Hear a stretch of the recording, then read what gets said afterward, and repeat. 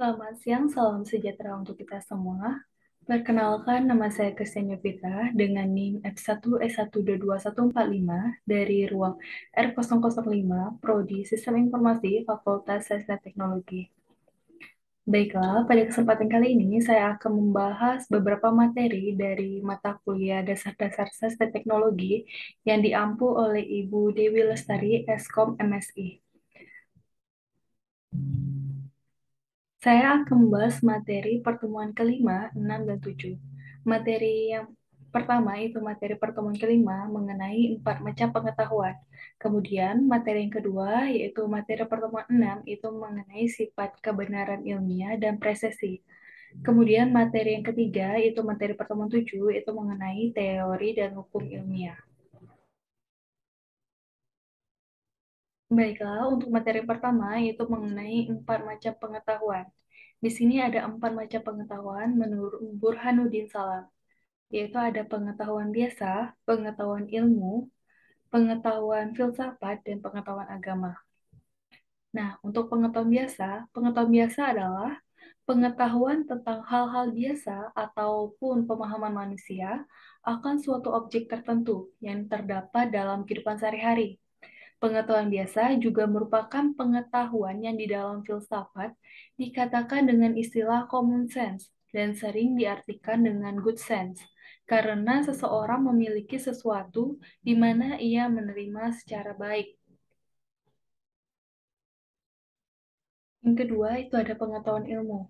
Nah, pengetahuan ilmu atau sains ini adalah ilmu pada prinsipnya merupakan usaha untuk mengorganisasikan dan mensistematisasikan common sense, yaitu suatu pengetahuan yang berasal dari pengalaman dan pengamatan dalam kehidupan sehari-hari, kemudian dilanjutkan dengan suatu pemikiran secara cermat dan teliti dengan menggunakan berbagai metode. Yang ketiga ada pengetahuan filsafat, yaitu pengetahuan yang diperoleh dari pemikiran yang bersifat kontemplatif dan spekulatif. Pengetahuan filsafat lebih menekankan pada universalitas dan kedalaman kajian tentang suatu dan biasanya memberikan pengetahuan yang reflektif dan kritis. Dan yang terakhir itu ada pengetahuan agama. Pengetahuan agama yaitu pengetahuan yang hanya diperoleh dari Tuhan melalui para utusannya, yang bersifat mutlak dan wajib diyakini oleh para pemeluk agama. Pengetahuan agama berisi ajaran tentang ketuhanan, yaitu ajaran ibadah vertikal dan horizontal lewat utusannya, yang pada hakikatnya merupakan segenap apa yang kita ketahui tentang objek tertentu, termasuk di dalamnya itu ada ilmu. Kemudian, di sini ada pengetahuan dan kesadaran. Nah, pengetahuan di sini saya mengambil itu menurut seorang ahli yang bernama Noto Atmojo pada tahun 2012. Beliau mendefinisikan pengetahuan adalah hasil penginderaan manusia atau hasil tahu seseorang tentang suatu objek dari indera yang dimilikinya. Dengan sendirinya, pada waktu penginderaan sampai menghasilkan pengetahuan tersebut, sangat dipengaruhi oleh intensitas perhatian dan persepsi terhadap objek. Sebagian besar pengetahuan seseorang diperoleh melalui indera pendengaran dan indera penglihatan. Kemudian di sini ada menurut Kamus Besar Bahasa Indonesia, yaitu pada tahun 2014. Menurut Kamus Besar Bahasa Indonesia, pengetahuan adalah sesuatu yang diketahui yang berkaitan dengan proses pembelajaran. Proses belajar ini dipengaruhi beberapa faktor dari dalam dan dari luar.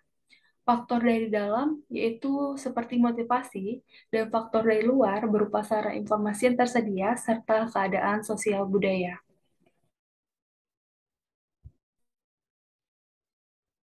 Kemudian, pada umumnya, pengetahuan dibagi menjadi beberapa jenis di antaranya, itu ada pengetahuan langsung, pengetahuan tak langsung, pengetahuan indrawi, pengetahuan konseptual, pengetahuan partikular, dan pengetahuan universal. Nah, teman-teman pasti bertanya nih, apa sih fungsi pengetahuan? Nah, secara umum, ilmu pengetahuan mempunyai beberapa fungsi, yaitu ilmu pengetahuan dapat menjelaskan sebuah fenomena atau kejadian yang terjadi. Ada 4 bentuk penjelasan ilmu pengetahuan, yaitu ada deduktif, probabilistik, fungsional, dan genetik. Di sini, deduktif itu menggunakan cara berpikir dalam menjelaskan suatu gejala dengan menarik kesimpulan secara logis dari premis-premis yang telah ditetapkan sebelumnya. Kemudian di sini ada probabilistik. Nah, probabilistik ini merupakan penjelasan yang ditarik secara induktif dari sejumlah kasus, yang dengan demikian tidak memberikan kepastian seperti penjelasan deduktif. Tetapi penjelasan yang bersifat peluang, seperti kemungkinan, kemungkinan besar, atau hampir dapat dipastikan, dan sebagainya. Kemudian fungsional, atau kata latinnya itu teologis, itu merupakan penjelasan yang meletakkan suatu unsur dalam kaitannya dengan sistem secara keseluruhan yang mempunyai karakteristik atau arah perkembangan tertentu. Kemudian di sini ada genetik. Nah, genetik ini menggunakan faktor-faktor yang timbul sebelumnya dalam menjelaskan gejala yang akan muncul kemudian.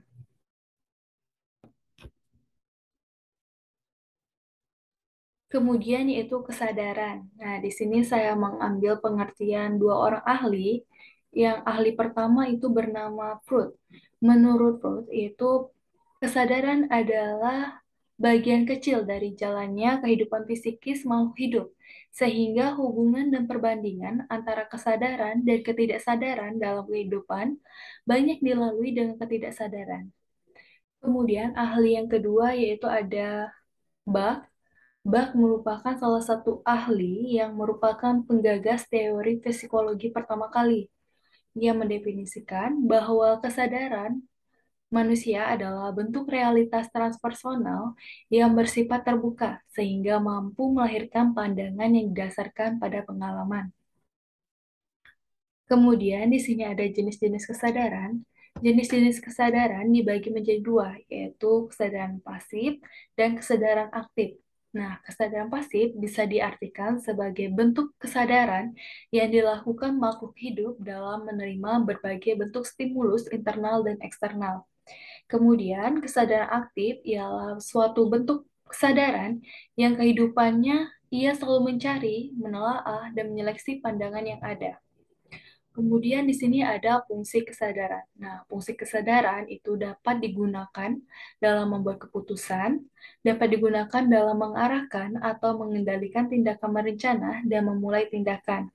Kemudian, kesadaran berfungsi untuk dapat memantau penyesuaian perilaku. Kemudian, kita akan memasuki materi yang kedua, yaitu materi sifat kebenaran ilmiah dan presesi. Nah, apa sih itu kebenaran ilmiah? Nah, menurut Kamus Besar Bahasa Indonesia, arti kebenaran adalah keadaan atau hal dan sebagainya yang cocok dengan keadaan yang sesungguhnya. Sedangkan kata ilmiah menurut Kamus Besar Bahasa Indonesia adalah bersifat ilmu, secara ilmu pengetahuan atau memenuhi syarat atau kaidah ilmu pengetahuan. Dari pengertian tersebut, dapat disimpulkan bahwa kebenaran ilmiah itu dapat diaktualisasikan atau dimanifestasikan dalam pengetahuan ilmiah. Atau dengan kata lain, suatu pengetahuan disebut ilmiah karena di dalam pengetahuan tersebut terdapat suatu kebenaran yang bersifat ilmiah. Baru pasti teman-teman bertanya, apakah kebenaran dapat dijadikan ilmu? Nah, jawabannya, kebenaran ilmiah dapat dijadikan ilmu jika memenuhi 4 syarat yang terdiri dari objektif, metodologis, universal, dan sistematis. Dan pengetahuan yang dimiliki dasar pembenaran pasti bersifat sistematis dan bersifat intersubjektif, agar kebenaran ilmiah tidak dapat dipisahkan dari ilmu atau pengetahuan ilmiah dan sains sebagai level tertinggi pengetahuan, melainkan karena ilmu atau pengetahuan ilmiah merupakan aktualisasi dari kebenaran ilmiah. Nah, di sini cara untuk mendapatkan kebenaran ilmiah. Cara untuk mendapatkan kebenaran ilmiah adalah dengan melakukan proses penelitian dan penalaran logika ilmiah. Kebenaran ilmiah dapat ditemukan dan diuji dengan pendekatan pragmatis, koresponden, dan koheren. Nah, apa saja sih sifat-sifat kebenaran ilmiah? Nah, sifat kebenaran ilmiah itu ada tiga. Satu, struktur kebenaran ilmiah yang rasional dan logis. Nah, struktur kebenaran ilmiah yang rasional dan logis adalah kebenaran ilmiah yang selalu dicapai berdasarkan kesimpulan yang logis dan rasional dari proposisi atau premis-premis tertentu. Kemudian sifat yang kedua itu ada sifat empiris. Sifat empiris dari kebenaran ilmiah itu perlu diuji dengan kenyataan yang ada. Bahkan sebagian besar pengetahuan dari kebenaran ilmiah berkaitan dengan kenyataan empiris di alam ini. Kemudian sifat yang terakhir itu sifat yang ketiga ada sifat pragmatis, yaitu sifat yang berusaha menggabungkan kedua sifat kebenaran sebelumnya, yaitu sifat logis dan empiris. Maksudnya, jika sesuatu pernyataan benar dinyatakan benar secara logis dan empiris, maka pernyataan tersebut juga harus berguna bagi kehidupan manusia. Kemudian di sini ada presisi. Menurut Kamus Besar Bahasa Indonesia, presisi adalah ketepatan, yaitu ketelitian, yang mana sifat kebenaran ilmiah ini harus tepat, teliti, dan sebelumnya sudah melakukan penelitian terkait apa yang dicari.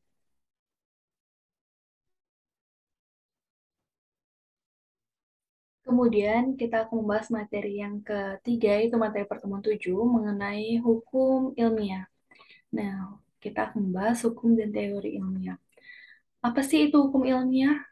Hukum ilmiah adalah perkembangan mengungkapkan hubungan sebab akibat antara peristiwa yang satu dengan peristiwa lainnya. Setiap hukum ilmiah bagaimanapun tetap mengandung unsur hipotesis, walaupun bersifat lebih pasti.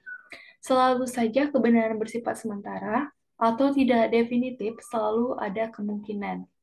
Dengan kata lain, hipotesis masih merupakan sebuah dugaan bahwa ada hubungan sebab akibat antara A dan B. Dalam bentuk hukum, hubungan sebab akibat itu terbukti benar. Sebaliknya, jika A dan B masih kadang-kadang saja, berarti hubungan A dan B merupakan hubungan hukum ilmiah. Kemudian, apa sih itu teori ilmiah? Teori ilmiah merupakan sebuah kumpulan pernyataan yang saling berhubungan dan didukung dengan baik. Teori ilmiah menjelaskan berbagai pengamatan dan dapat digunakan untuk membuat prediksi yang dapat diuji. Kemudian, teori ilmiah juga menjelaskan suatu kerangka koheren yang sesuai dengan data pengamatan. Di sini ada ciri-ciri teori ilmiah. Di sini saya mengambil ciri-ciri teori ilmiah menurut seorang ahli yang bernama Bill Newton Smith. Bill Newton Smith telah mengidentifikasikan 8 ciri teori ilmiah yang mampu digunakan untuk memberikan penjelasan dengan baik, yaitu ada observational nesting, yaitu suatu teori yang seharusnya mempunyai paling tidak konsekuensi observasi yang sama dengan teori-teori sebelumnya. Kemudian ada fertility, yaitu adalah suatu teori yang seharusnya terbuka untuk diuji dan dikembangkan. Kemudian yaitu ada ciri track record. Track record di sini merupakan suatu teori yang hendaknya memiliki keberhasilan pada waktu-waktu sebelumnya. Kemudian yang keempat ada ciri interteori support, yaitu suatu teori yang seharusnya terintegrasi dan memberikan dukungan pada teori-teori lainnya. Yang kelima ada ciri smoothness. Nah, smoothness itu jika suatu teori tidak sesuai dengan fenomena yang dijelaskannya, hendaknya terbuka untuk dilakukan perbaikan. Kemudian ada internal konsistensi. Nah, internal konsistensi adalah suatu teori yang hendaknya memiliki konsistensi internal. Kemudian yang ketujuh itu ada compatibility with well-grounded metaphysical beliefs, yaitu adalah suatu teori yang hendaknya konsisten dengan asumsi-asumsi umum atau metafis tentang dunia. Kemudian terakhir itu kedelapan ada simplicity, yaitu teori yang simpel lebih baik daripada teori yang rumit. Kemudian di sini ada proses terbentuknya hukum ilmiah. Hukum alam berisi gambaran umum mengenai bagaimana keteraturan alam dan bagaimana dinamika pada keteraturan itu. Tingkatan yang paling tinggi dalam pencarian pengetahuan itu adalah know why. Know why adalah prinsip sebab akibat. Prinsip sebab akibat lahir dengan melibatkan pemikiran dan analisis mendalam, sehingga sampai ke rumusan hukum. Manusia mengerti bahwa hukum alam dibentuk dalam kerangka ide pencarian keteraturan di alam. Prinsip-prinsip hukum alam dasarnya yaitu urutan langkah untuk mengamati gejala alam yang dikondisikan, mengakibatkan hukum mempunyai tingkat determinasi yang tinggi karena memberikan aksi ke alam. Banyaknya faktor yang digabungkan ke dalam suatu hukum akan mempersempit ruang kerja hukum tersebut, sehingga wilayahnya menjadi lebih pasifik dan memerlukan penjelasan yang lebih banyak faktornya. Namun, kelebihan parameter yang dapat diungkapkan sampai saat ini dan diperhitungkan ke dalam hukum tersebut. Secara hukum atau law, dalam ilmu alam diartikan sebagai pernyataan yang benar mengenai urutan yang tidak berubah atas kondisi tertentu. Hukum alam adalah keteraturan atau dalam bahasa Latin disebut dengan laws of nature of regulation nature.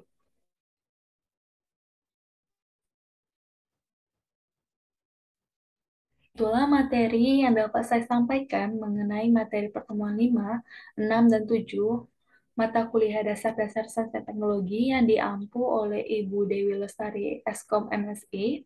Semoga materi yang dapat saya sampaikan dapat berguna bagi teman-teman dan diri saya sendiri. Itulah yang dapat saya jelaskan. Saya ucapkan terima kasih dan selamat siang.